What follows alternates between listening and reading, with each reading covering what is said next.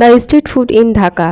Hello everyone, আসসালামু আলাইকুম। আজকে আমরা সব পরিবারে চলে গেলাম হচ্ছে গিয়ে আগারগাঁও ৬০ ফিটের যে রাস্তাটা আছে নতুন ওইখানে। তো অনেকদিন ধরে আমরা বাসায় বসে হচ্ছে বোরিং হচ্ছিলাম, তো যার জন্য আজকে একটু বের হলাম। তো বের হওয়ার পর অনেকটা জামি রাস্তা আমাদের ফেস করতে হলো। তো ফেস করার পরে ফাইনালি আমরা যাওয়ার জন্য প্রপারলি একটু পেলাম যে ফ্রি রাস্তা। তো আমরা রিক্সায় যেহেতু ছিলাম, তো রিক্সার জার্নিটা বরাবরই আমাদের পছন্দ। তো চলে আসলাম আমরা।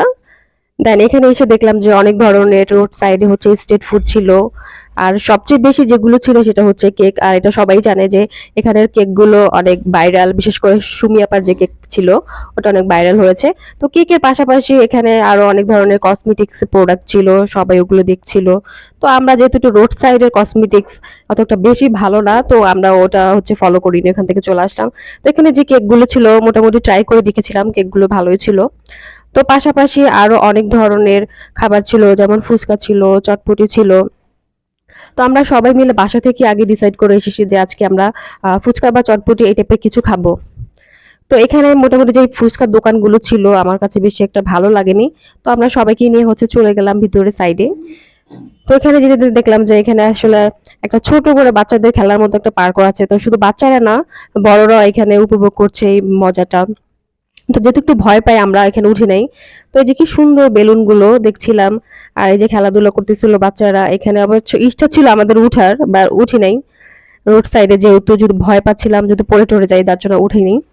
তো আমরা এখানে দাঁড়ায় দাঁড়ায় দেখতেছিলাম। তো ভালোই লাগলো, যেহেতু একটু এখানে নিরিবিলি একটু পরিবেশ, তো সব মিলে আমরা এটা দাঁড়ায় দাঁড়ায় উপভোগ করছিলাম। আর এখানে কয়েকটা পিকও আমরা তুলেছিলাম। তো এখানে যে লাইটিং ছিল, লাইটিং গুলোর কারণেই বেশি সুন্দর লাগছিল। তো আর ওঠা তো হয়নি, যেহেতু আর এটা বেশি একটা বড়দের জন্য না, বাচ্চাদের জন্যই ঠিক আছে।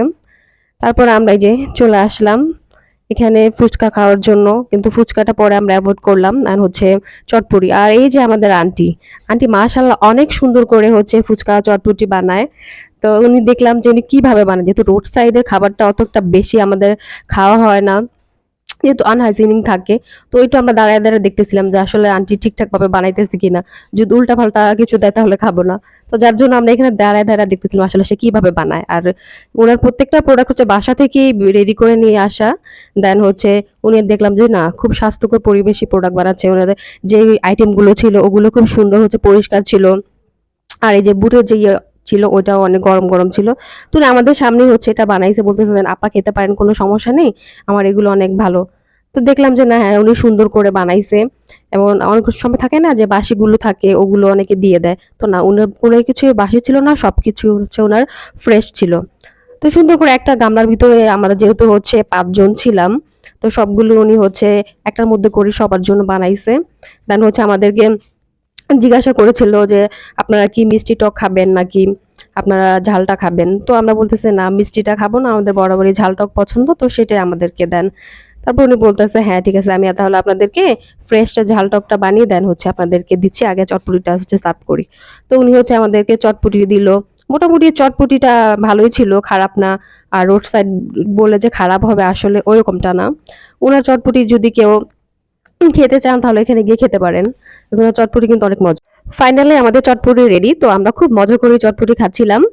অ্যান্ড হচ্ছে আন্টির বললাম যে আন্টি আপনি খুব ভালো চটপটি বানান, দেন হচ্ছে আমরা এখন থেকে আপনার এখানে এসে চটপটি খাবো, যেহেতু আমাদের এখানে প্রায় সময় আসা হয়। আজকের মতো বিদায়, পরবর্তীতে আরো কোনো নতুন নতুন ভিডিও নিয়ে আপনাদের কাছে হাজির হব। আসসালামু আলাইকুম।